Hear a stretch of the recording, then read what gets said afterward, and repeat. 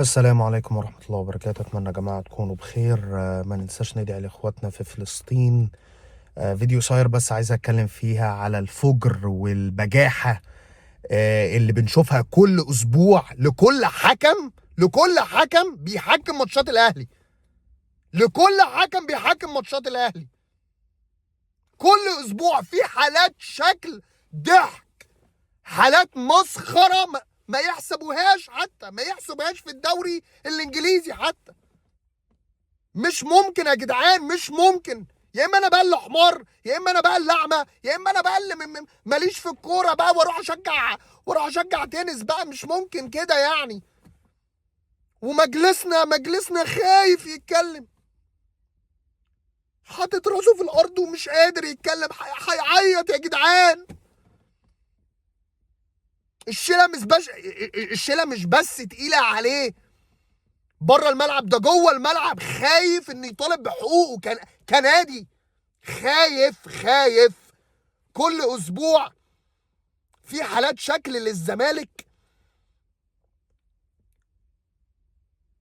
والحكام جاي على ناديك، بتفرمك كل ماتش. وانت هنا لا هنا انت لا اتكلم، لا اسمع، لا اشرب، لا مفيش.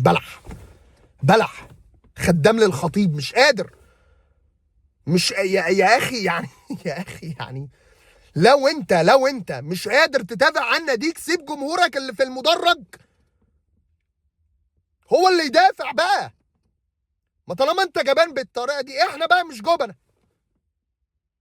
هنطلعك مسرح، وهنطلع الاتحاد الكوره العلق ده مسرح. ان كل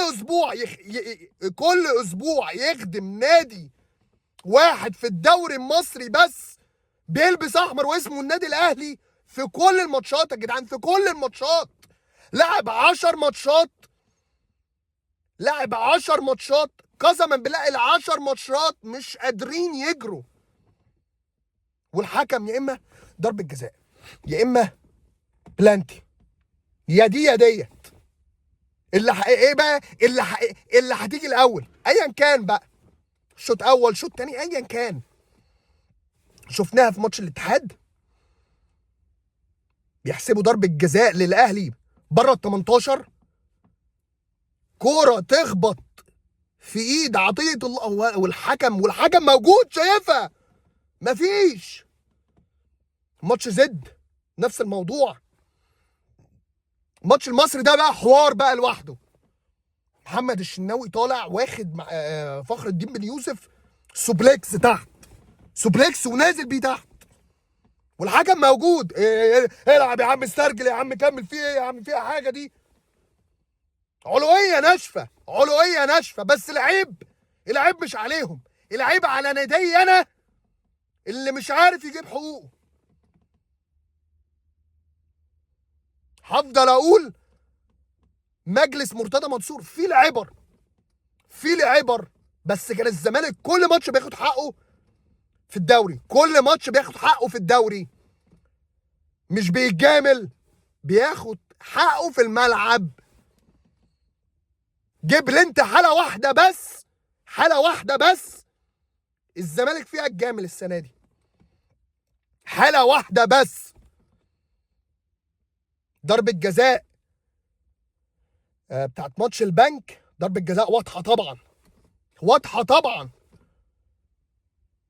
بعدها بالظبط ابراهيم اشجان طلع على طلع جاب لك التسجيل الصوتي بتاع غرفة الفار، وان ازاي الحكم كله ده.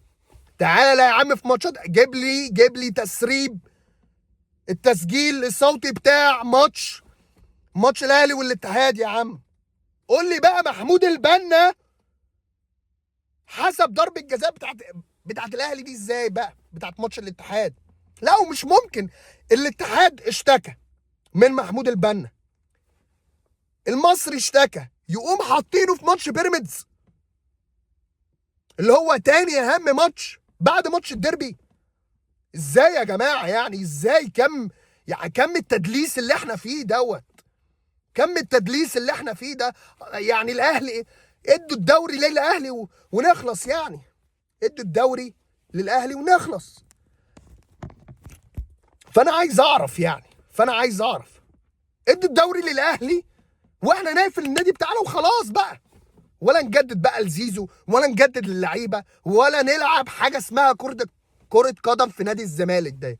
نقفلها احسن ونروح نلعب بنك.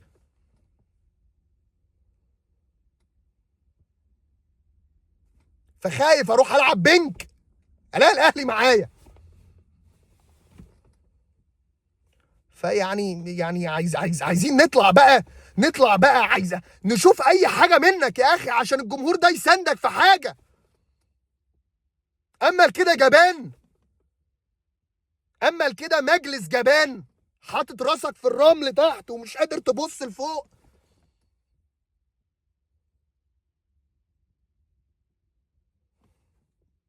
لا حول ولا قوة الا بالله يعني، لا حول ولا قوة الا بالله. ماتش النهارده الاهلي مش قادر يشير رجل، مش قادر يجري، مش قادر يلعب، ما عندهوش حلول في الملعب. الحكم يلا طرد.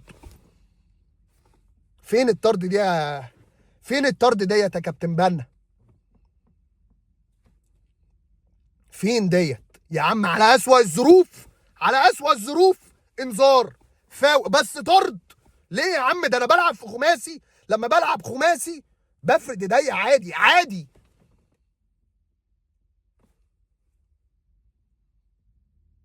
ضربة جزاء الاهلي برضو اللي في اخر دقيقة نفسها بالملي، اختها بالملي في ماتش مصر، بس للمصري بقى المرة دي، مش للاهلي، مش للفريق اللي بيلبس احمر.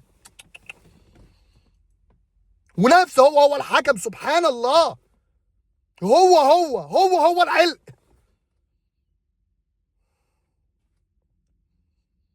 عندنا لعيب اسمه محمد حمدي في الزمالك، في ماتش طلائع الجيش اللي خلص 2-2، الحارس طالع برجليه كسر ضلوع الولا، كسره في ال 18، والحكم كان يعني الحكم كان قدام اللعبه ما اتكلمش، ما رجعش للفار.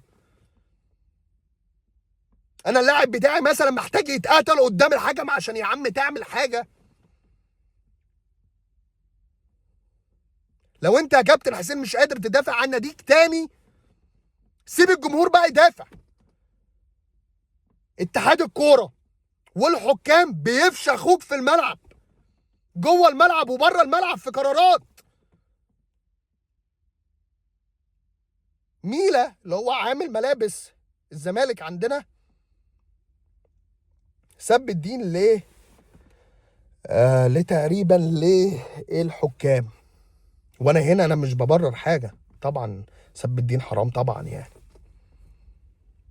بس توقفوا 6 ماتشات وتقوم مغرمه 95,000 جنيه. نفس الحاله بالظبط بتاعت الشحات، ضرب اللاعب وسب له دين، ماتشين و20,000 جنيه.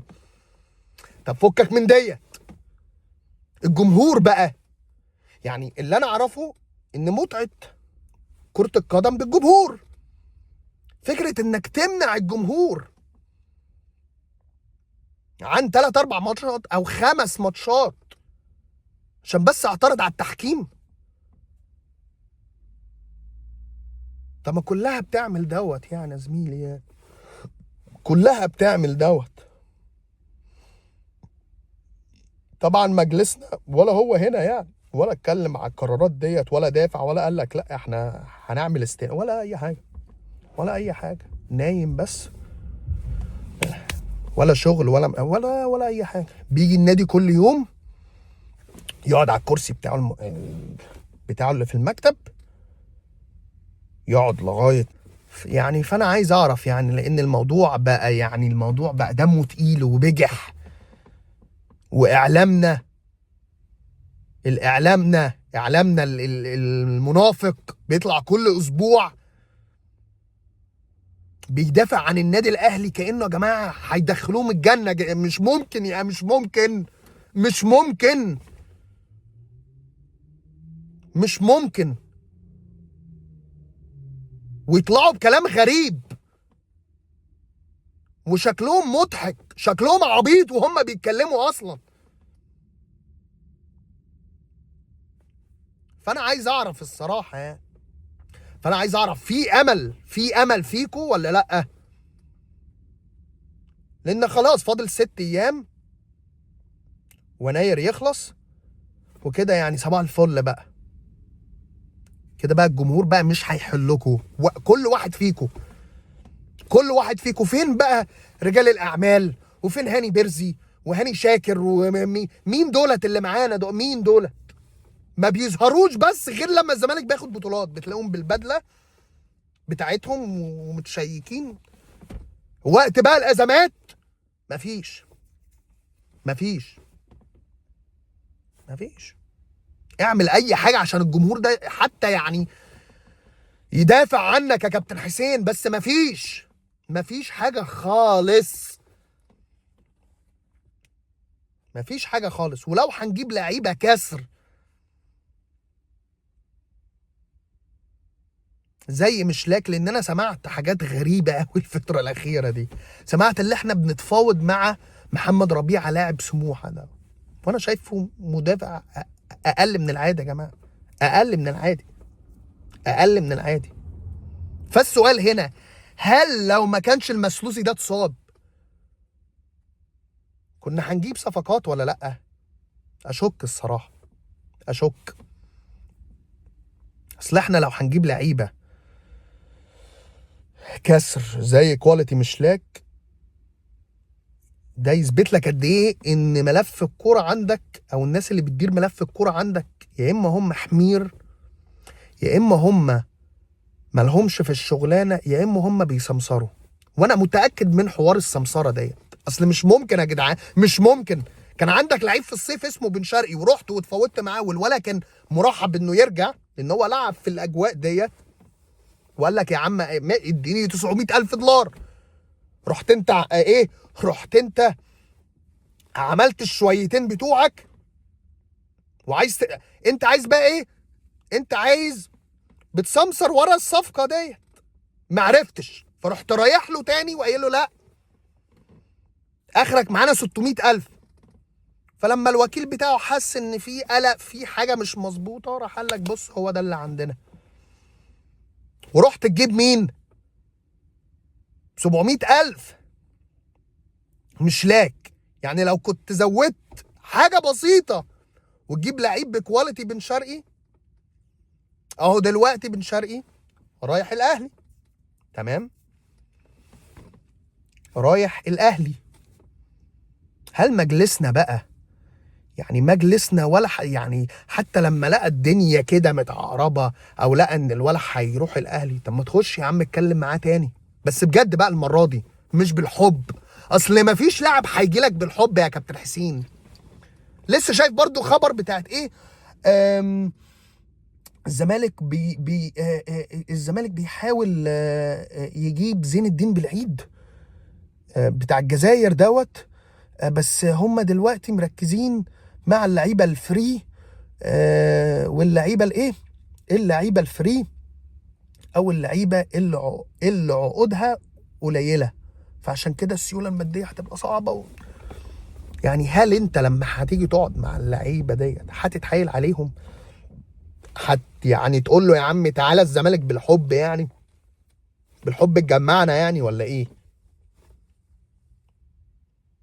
الحاجات ديت لازم يبقى عندك ناس في النادي عارفه تقعد مع اللعيبه، تعرف تتكلم معاهم ازاي، تعرف تقول لهم البلان بتاعكم ايه، تعرف تقول لهم البلان بتاعنا بتاع ناديه ايه.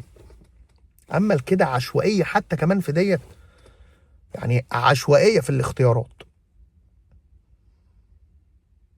وكمان يعني يعني هتقعدوا مع اللعيبه ديت هتتكلموا معاه في ايه؟ يعني انت هتقنع الشخص دوت انه يجي يناديك ازاي؟ ازاي يا كابتن؟ ازاي؟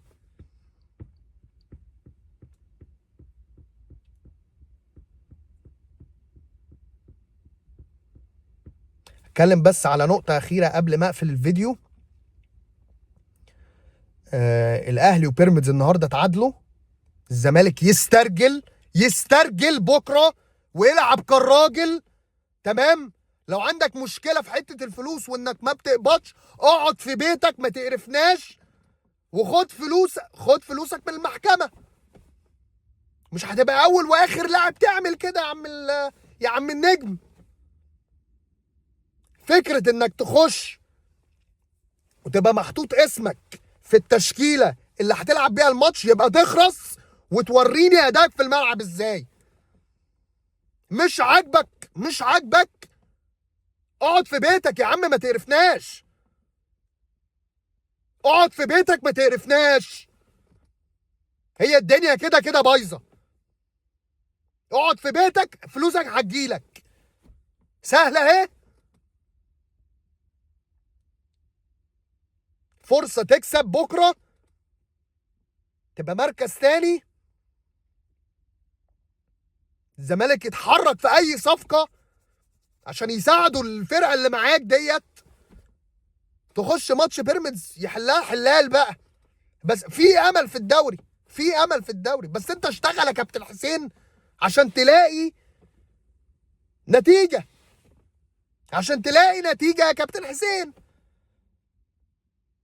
خلص الكلام كده، لان انا برضو مش عايز اطول عليكم اكتر من كده يعني. اتمنى ان الفيديو يكون عجبكم، واسف لو اتعصبت او زعقت.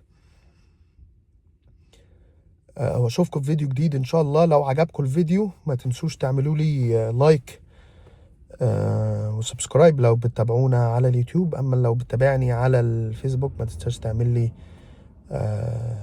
لايك على الفيديو ولايك على الصفحة. اشوفكم في فيديو جديد ان شاء الله. السلام عليكم.